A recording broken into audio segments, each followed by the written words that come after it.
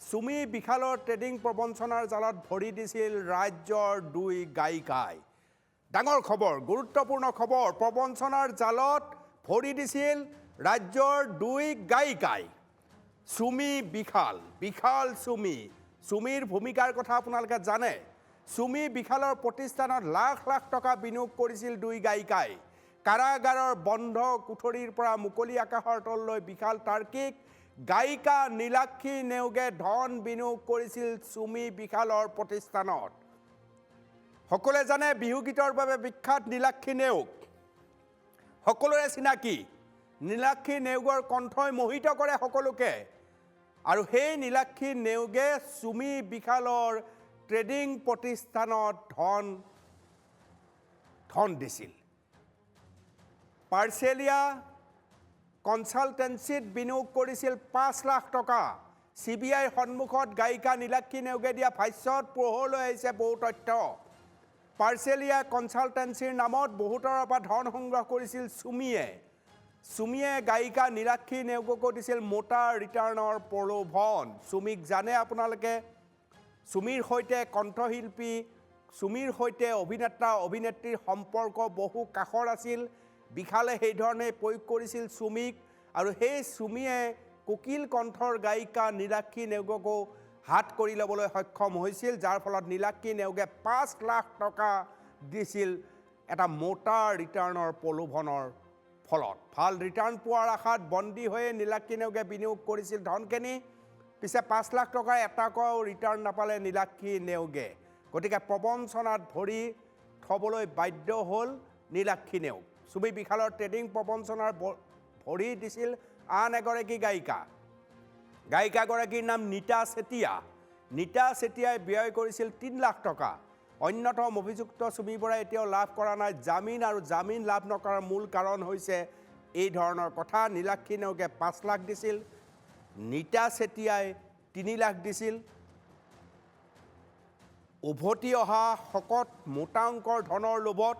আৰু এই ধৰণে কোন কণ্ঠশিল্পী আৰু অভিনেতা অভিনেত্ৰীয়ে দিছিল ডাঙৰ প্ৰশ্ন। মোৰ সৈতে সতীৰ্থ এতিয়া এই বাতৰি সংগ্ৰহকাৰী সুকল্যাণ মোৰ সৈতে ফোনত সংযোজন হৈছে।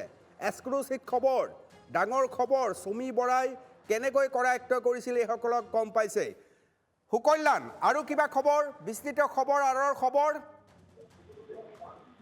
হয় ছাৰ, অনুপম, আটাইতকৈ ডাঙৰ বিষয়টোৱে যে ইতিমধ্যে গোটেই বিষয়টোক লৈ CBI তদন্ত আৰম্ভ কৰিছে, আৰু CBI তদন্ত কৰি থকাৰ এই সময়ছোৱাতেই কিছুমান তথ্য লাভ পোৱা গৈছে। এনেকুৱা ধৰণৰ তথ্য যে কোনে ধন বিনিয়োগ কৰা নাছিল চুমি বিশাল ট্ৰেডিং প্ৰতিষ্ঠানত।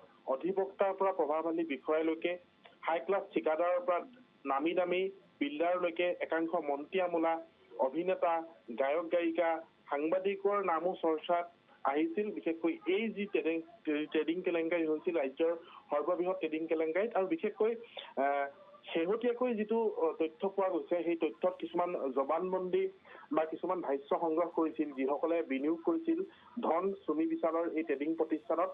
তাৰ ভিতৰত আছে নীলাক্ষী নেওগ আৰু এগৰাকী নীতা চেতিয়া। তেওঁলোক দুয়োগৰাকীয়ে যিটো ভাষ্য দিছে সেই ভাষ্যটোত এনেকুৱা ধৰণৰ কথা কিছুমান উল্লেখ আছে যে 2021 চনৰ পৰা আশে পাশে তেওঁলোকে চুমিৰ সৈতে পৰিচয় হৈছিল। চুমি কৰিঅ'গ্ৰাফাৰ, চুমিয়ে ভাল ডান্স কৰে, ডান্সৰ স্কুলো আছে। গতিকে চুমিৰ সৈতে সেই কৰিঅ'গ্ৰাফিৰ ক্ষেত্ৰত যোগাযোগ হৈছিল নীলাক্ষী নেওগৰ। আৰু নীলাক্ষী নেওগৰ সৈতে যোগাযোগ হওঁতে চুমিয়ে তেতিয়া বিশালৰ কথা বাৰে বাৰে কৈছিল যে বিশালে ভাল ব্যৱসায় কৰে, বিশালে এটা প্ৰতিষ্ঠান খুলিছে, গতিকে প্ৰতিষ্ঠানটোত ধন বিনিয়োগ কৰিব লাগে। এক প্ৰকাৰে এই ঘটনাটোৰ সৈতে পোনপটীয়াকৈ জড়িত হৈ পৰিছিল চুমিয়ে এই গায়ক গায়িকাসকলক যিসকলে চুমিক বিচাৰিছিল এটা সময়ত কৰিঅ'গ্ৰাফিৰ কাৰণে, কিন্তু চুমিয়ে বেলেগ এটা পন্থা অৱলম্বন কৰিছিল। সেই পন্থাটো আছিল চুমিয়ে কিছুমান ৰিটাৰ্ণ দিয়াৰ প্ৰলোভন দিছিল, ভাল ৰিটাৰ্ণ দিয়া, আৰু ভাল ৰিটাৰ্ণ দিয়াৰ বিনিময়তে ধন বিনিয়োগ কৰিবলৈ হেঁচা প্ৰদান কৰিছিল নীলাক্ষী নেওগক। আৰু নীলাক্ষী নেওগে ৫ লাখ টকা বিনিয়োগ কৰিছিল সেই প্ৰতিষ্ঠানটোত, যিটো পাৰ্চেলিয়া প্ৰতিষ্ঠান বুলি ইতিমধ্যে আমি জানিব পাৰিছো। সেই প্ৰতিষ্ঠানটো আছে ডিব্ৰুগড়ত, আৰু সেই প্ৰতিষ্ঠানটো চুমি বৰাৰ ভাতৃয়ে খোলা বুলি জানিব পৰা গৈছে। আৰু সেই প্ৰতিষ্ঠানটো ৫ লাখ টকা ব্যয় কৰি শেহতীয়াকৈ সেই ধন কিন্তু এতিয়ালৈকে ১ টকাও ঘূৰাই পোৱা নাই বুলি CBI ভাষ্য দিছে। নীলাক্ষী নেওগে। আন এগৰাকী গায়িকা আছে, সেইগৰাকী গায়িকা হৈছে নীতা চেতিয়া। নীতা চেতিয়াই 3 লাখ টকা বিনিয়োগ কৰিছিল 3 লাখ টকা চুমি এই প্ৰতিষ্ঠানত। গতিকে শেহতীয়াকৈ এই বিষয়টো অতিকৈ চৰ্চাত আছে, কিয়নো বহু ব্যক্তিৰ নাম ওলাই আছে, কিন্তু কোনে কোনে ধন ব্যয় কৰিছিল সেই বিষয়টো জমা কৰা নাছিল, কিন্তু শেহতীয়াকৈ এইখিনি পোহৰলৈ আহিছে। আৰু এটা কথা ক'ব লাগিব, দুটা গোচৰ ইতিমধ্যে আমি ক'ব বিচাৰিছো। ডিব্ৰুগড়ৰ সদৰ থানাত গোচৰ ৰুজু হৈ আছিল, এটা গোচৰ আনফালে দুলীয়াজান থানাত আন এটা গোচৰ ৰুজু হৈছিল। পূৰ্বতে চুমি আৰু বিশালে সেই দুটা গোচৰত জামিন লাভ কৰিছিল, কিন্তু শেহতীয়াকৈ বৰবৰুৱা থানাত যিটো গোচৰ ৰুজু হৈছে সেই গোচৰটোত চুমি বৰাই জামিন লাভ কৰা নাই, কিন্তু বিশাল ফুকন আৰু তাৰ্কিক বৰাই জামিন লাভ কৰিছে। অতি শীঘ্ৰে তাৰ্কিক আৰু চুমি বৰাৰ স্বামী তাৰ্কিক বৰা আৰু বিশাল ফুকন অতি শীঘ্ৰেই মুকলি আকাশৰ তললৈ অহাৰ সম্ভাৱনা আছে, কিয়নো ইতিমধ্যে সকলো গোচৰত জামিন লাভ কৰিছে বিশাল আৰু তাৰ্কিকে। আৰু চুমি এতিয়ালৈকে জামিন লাভ কৰা নাই। চুমি বৰাই এই গোচৰটো চুমি বৰা গতিকে কাৰাগাৰতে থাকিব লাগিব। 7 মাহৰ এই কাৰাবন্দীৰ পাছত কাৰাবন্দীত্ব জীৱনৰ পাছত এতিয়া পুনৰ মুকলি আকাশৰ তললৈ আহিব বিশাল ফুকন আৰু তাৰ্কিক।